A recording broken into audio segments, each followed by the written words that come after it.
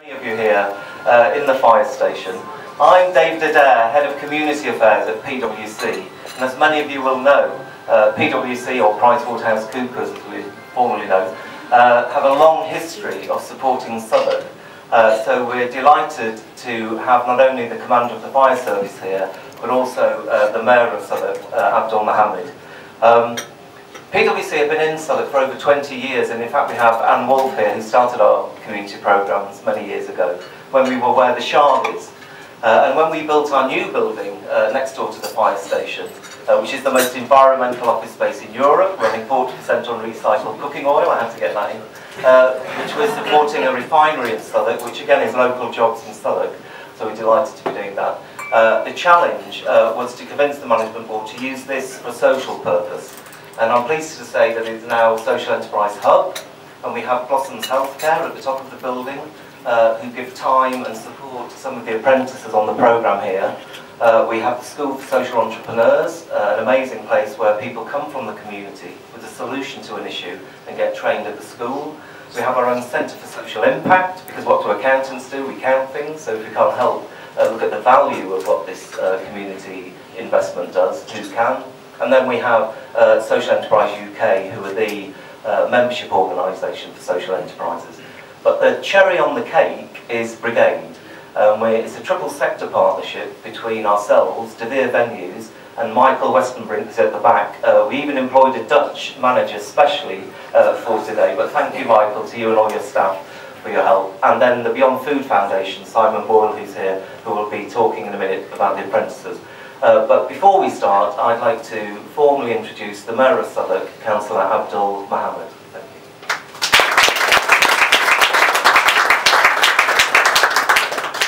Well, thank you very much. Ladies and gentlemen, I'm really delighted to be the Mayor of Southwark, and it gives me a great pleasure all the time to be invited to functions like this. And really, the thing is, all the time, it doesn't matter what we do, it's all about people. And I think the thing is, I'm really honoured to be here today to honour James Braidwood, who has given selfless service to the people of this borough and to the people of this city. So, I think I'm absolutely honoured to be here, and we want to honour this name. And I think that Dana will say a few words about James Braidwood. Before we do that, we'd like Simon Boyle, would you like to come forward and say a bit about the apprenticeships and what we're doing now to employ people here at Brigade? Thank you. Well, welcome everybody to Brigade. Did you all enjoy breakfast? I say that because normally I have a chef's jacket on, so I'm very smart today. My mum would be very proud. Welcome to Brigade, and actually I'm really thrilled to be able to chat, and I don't think I was on the list. I think I've elbowed myself in, but I'm the chef founder of Brigade and the Beyond Food Foundation. And really, the reason why I'm thrilled is because when I was kind of working on what we might do in this place, I researched. I'm one of those types of guys that really likes to get under the skin of a project, and I really researched a lot about James Braidwood, and so actually I was very inspired by the work that he had done. And so when I sit here and I walk in every day and I think about what we've done and what we've achieved, the history of the building, it's very impactful on me and everything that happens here. So for those that are related and friends of, you should know that his spirit is definitely still working here on a day-to-day basis. But what do we do? Obviously Brigade is a working restaurant. It's a social enterprise, which means all of its profits are then fed back into community projects. Projects like the Beyond Food Foundation. And the Beyond Food Foundation is the heart and the soul of what happens at Brigade, because we built Brigade around the work that the foundation does. And we have a deep frustration that people not only become homeless but stay homeless. And so what the foundation does is work with lots and lots of people in disadvantaged and vulnerable situations, not necessarily young people, but people that have just experienced homelessness or at risk of. And we inspire them, and we just try to get them to a point where they can commit to something. And we do that through a program called Fresh Life. It's a 6-week program. We run it all the way through the year. And today we've worked with 420 people just in Brigade over the last 2.5 years. And then out of those 420, we have employed 61 people in full-time position here at Brigade. And I'm happy to say that 41 of them are now in full-time employment elsewhere in their work placements and full-time jobs. and it's a rolling programme, so when they leave us we recruit again and we just keep on going. So hopefully one day we won't have to do it, but at the moment there's still homeless people out there that need to be inspired, and that's what we're here to do. So thank you very much for coming and supporting. And I'd like to hand over to Steve.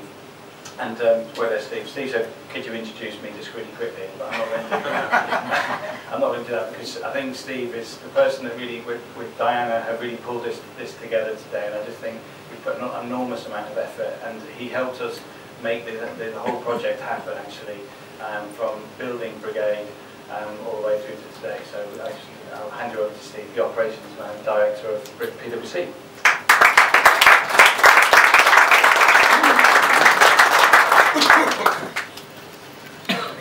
Well, thank you, Simon. Gosh, I didn't expect that. So that sort of wrong-footed me a little bit before I start saying a few words to you today. I'd like to just extend some further thanks and welcomes. First of all, welcomes on behalf of PwC for getting involved in today and for making the time to be here today. It's an incredible turnout and wonderful to see you all. And also some thanks to Simon and to Michael and all the Brigade team for making this happen today, and also a wonderful PwC team who work behind the scenes to bring all this together. I really just wanted to share a little bit about how this day has come about, and it's very much about the determination and persistence of Diana Hamilton-Jones. And to my shame, about 15 months ago, I didn't know the name James Braidwood. And through a contact in the firm, through a gentleman called Kim Green, who's a partner in the firm, making a connection with Brigade and Michael again, in terms of putting Diana in touch with Brigade. That communication found its way to me. And David Adair and I met with Diana probably just over a year ago now. And I was taken by three things. First of all, just what an incredible person, an amazing person James Braidwood was, and just what his contribution could be to society generally. I was also struck as well by the connections with this building, with the fire station. Not only the history of being connected with the Great Fires and its purpose, but also, as Simon has shared as well, the fact that there seems to be some shared values around this. There seems to be a real ongoing connection with something that was deeper and more important. And finally, I guess, the thing that struck me most was this amazing person, and he faded from history, or seemed to have faded from history. People who knew about the history of the fire service, people involved in firefighting professionals and so on, knew about James Braidwood, knew about his incredible work, pioneering work, but nobody other than that knew about it. So I walked past Braidwood Street every day, didn't really truly understand the significance of that. So I felt it felt right, and it felt the right thing to do, to really try and make something happen around that, and to really make that connection. And certainly in my day job as operations director, and I have responsibility for our buildings, our operations right across the UK, and ultimately the safety and well-being of 17,000 people. Understanding that someone like James Braidwood not only founded something that we should be proud of, which is our emergency services, one of our key emergency services, fire service, but also introduced science into fire prevention and firefighting. And this is something that means today we can all live and work in those safer environments. So I'm also personally grateful to James Braidwood for making my life a little bit easier. I'm now going to introduce you to Diana, who I say has really been the driving force behind this. And Diana, as many of you know, is the great, oh God, I don't remember the last great, granddaughter of James Braidwood. Just to tell you a little bit more about this amazing man's life. Thank you.